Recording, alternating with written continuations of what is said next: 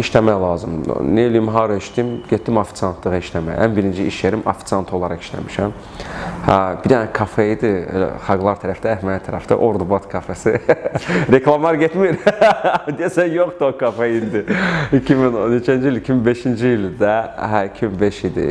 2005-də qutardı, 2009-da mən institut bitirdim, bəli. Girdim ora, nəsə ən birinci çayvı vermişlər mənə, hələ birinci gün idi, 30 qəpiy idi. İndi çox yerlərdə danışmışam onu da, necə sevinirdim 30 qəpiyə.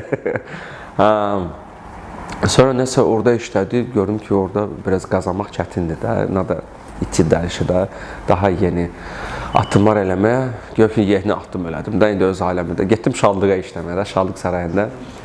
Şadlıq sarayında işlədim uzun müddət, yəni deyə də, bir il mi işlədim, il yarım belə hardasa işlədim.